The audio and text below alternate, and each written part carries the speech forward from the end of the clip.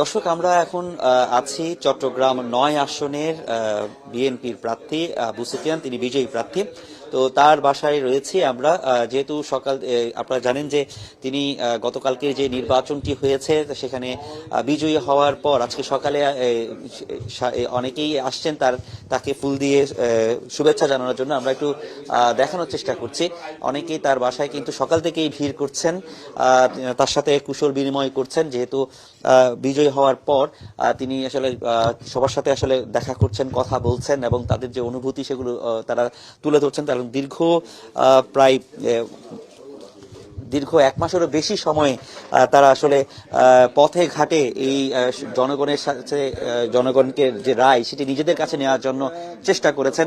তো সেই ক্ষেত্রে আমরা যেটি দেখছি যে সেই যে বিজয়টি যখন এসেছে এর পরপরই তারা আসলে ছুটে আসছেন, নেতা কর্মীরা যারা তার কর্মীরা সবাই ছুটে আসছেন, একে একে ছুটে এসে তারা আসলে শুভেচ্ছা বিনিময় করছেন, তাকে অভিনন্দন জানাচ্ছেন।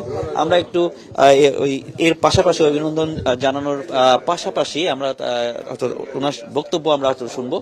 তো আপনারা জানেন যে কি চট্টগ্রামের যারা রয়েছেন, প্রার্থীরা যারা রয়েছেন, তারা কিন্তু আসলে দীর্ঘ সময় যে কষ্ট, সেই কষ্টের ফলের পরে তারা আসলে এই সফলতা পেয়েছেন। যদিও তিনি যেটি বলছেন যে সেটাকে বিজয় কোনো উল্লাস তিনি আসলে তারা করবেন না। তারা যে তাদের যেহেতু এটা কেন্দ্রীয় নির্দেশনা এবং তারা কেন্দ্রীয় নির্দেশনা এবং বিএনপির প্রার্থী আবু সুফিয়ান তিনি নিজেও বলেছেন যে কি এটি একটি জনগণের যে দায়, সে দায়টি তারা আসলে পালন করবে। আমি একটু ওনার সাথে একটু কথা বলতে চাই, একটু আপনার কাছে জানতে চাইবো, আপনার জনগণের যে রায় আপনাদের কাছে দিয়েছে, ম্যান্ডেটটা আপনাদের কাছে দিয়েছে, আপনাদের আসলে এই নির্বাচন নিয়ে আপনাদের ভাবনাটা কি এবং হচ্ছে কি জনগণের যে কর্ম পরিকল্পনাটা কি একটু জানতে চাইবো আপনার। হ্যাঁ, ধন্যবাদ। আসলে জনগণ যে রায় দিয়েছে সেই রায়টা আমরা মনে করি, সবসময় বলি আমি, এটা রায়টা ক্ষমতা না, এটা হচ্ছে জনগণের পবিত্র আমানত। জনগণ যে স্বপ্নকে, যে আকাঙ্ক্ষাকে ধারণ করে আজকে রায় দিয়েছে, জনগণের সে আকাঙ্ক্ষা, সেই স্বপ্নকে আমাদের বাস্তবায়িত করতে হবে।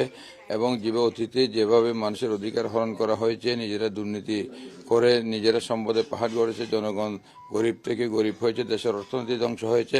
আগামী দিনে যারা জনগণ আমাদের উপর যে আস্থা রেখেছে, সে আস্থার সম্মান আমরা দুর্নীতি মুক্ত থেকে আমরা জনগণের প্রতি, দেশের প্রতি আমাদের কমিটমেন্ট যেটা, সেটা আমরা পালন করে আমরা আগামীর যে আমাদের নেতা যেটা বলে, তারেক রহমান যেটা বলেছেন, ওনার যে প্ল্যান আছে সেই প্ল্যান মোতাবেক আমরা একটা নিরাপদ বাংলাদেশ, গণতান্ত্রিক বাংলাদেশ, মানুষের অধিকারের বাংলাদেশ এবং একটা উন্নত বাংলাদেশ গড়া আগামী প্রজন্মের জন্য সেটা করার চেষ্টা আমরা করব। এই নির্বাচনটাকে আসলে কিভাবে দেখছেন? এই নির্বাচনটা ধরেন বাংলাদেশের গণতান্ত্রিক অভিযাত্রার নতুন একটা মাইলফলক।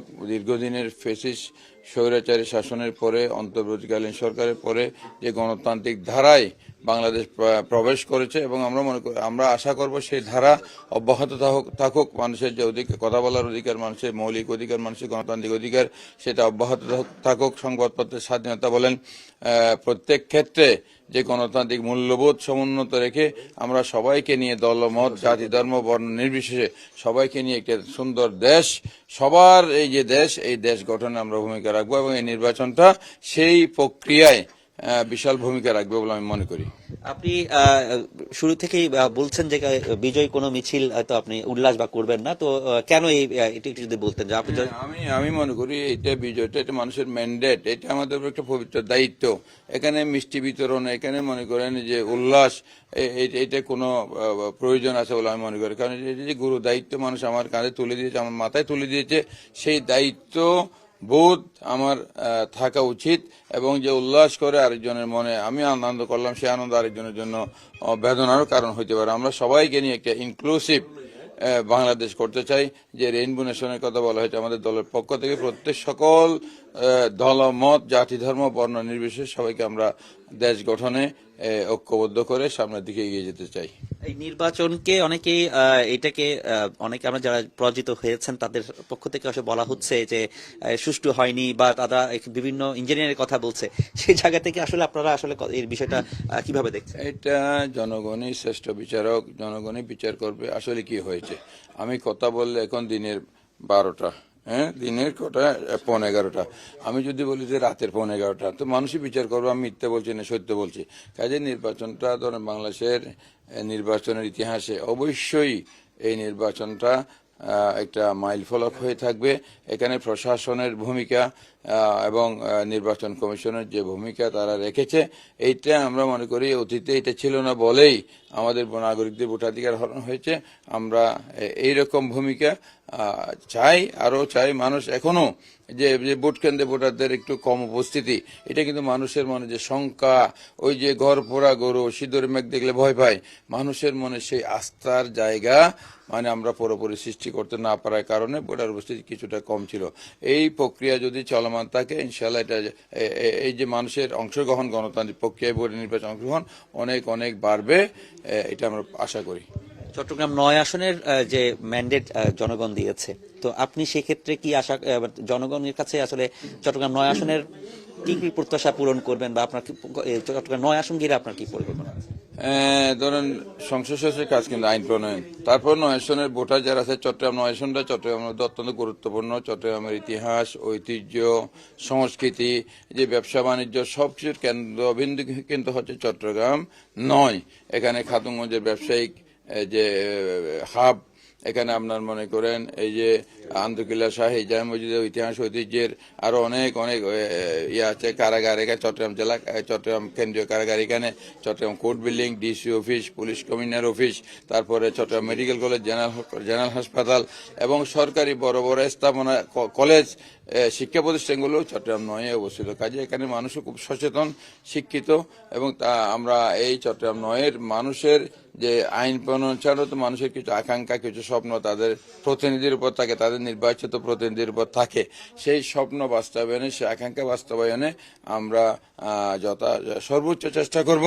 এবং বিশেষ করে চট্টগ্রাম শহরে যানজট নিরসন, পয় নিষ্কাশন ব্যবস্থা, জলাবদ্ধতা এবং এই যে কিশোর গ্যাং, সন্ত্রাস, চাঁদাবাজি, এই যে মনে করেন আমাদের মা বোনদের নিরাপত্তা, এই প্রিজিং দূর করে মা বোনদের যে স্বাচ্ছন্দ্য চলাচল, এগুলো আমাদের নিশ্চিত করতে হবে। আমি মনে করি এগুলো আমরা জনগণকে সাথে নিয়ে প্রশাসনের সাথে সমন্বয় করে এগুলো আমরা ইজিলি করতে পারি। যেগুলো ইজিলি উদ্যোগ নিয়ে করা যায় সেগুলো আমরা করবো, আর যেগুলো মনিটরি ব্যাপার আছে, আর্থিক যে মানে সংশ্লিষ্টতা, এগুলা একটু পরিকল্পনা করে আমাদের করতে হবে। তো এই যে মানুষের নাগরিকদের একটা স্বাচ্ছন্দ্য জীবন, এটা আমরা গঠন করতে চাই।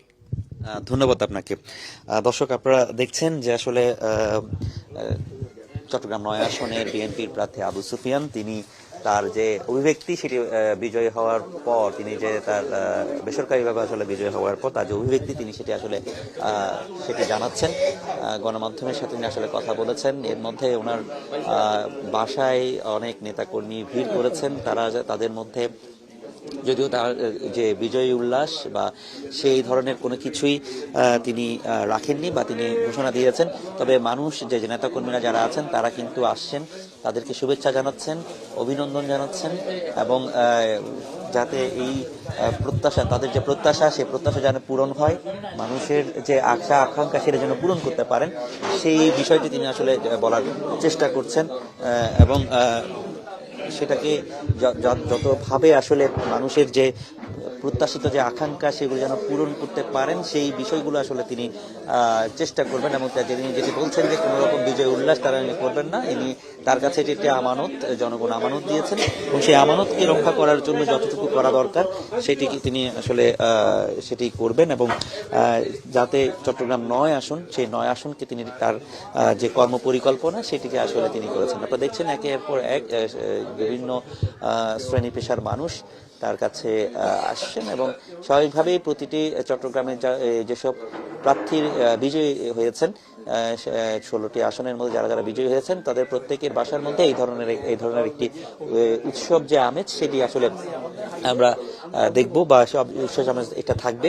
এবং সকাল থেকেই সেসব বাসাতে বা যে প্রার্থীদের বাসার মধ্যে, বিজয়ী প্রার্থীদের বাসার মধ্যে মানুষের যে ভিড়, সে ভিড়টা কিন্তু আমরা আসলে লক্ষ্য করছি। তো এই ছিল এখানকার সবশেষ অবস্থা।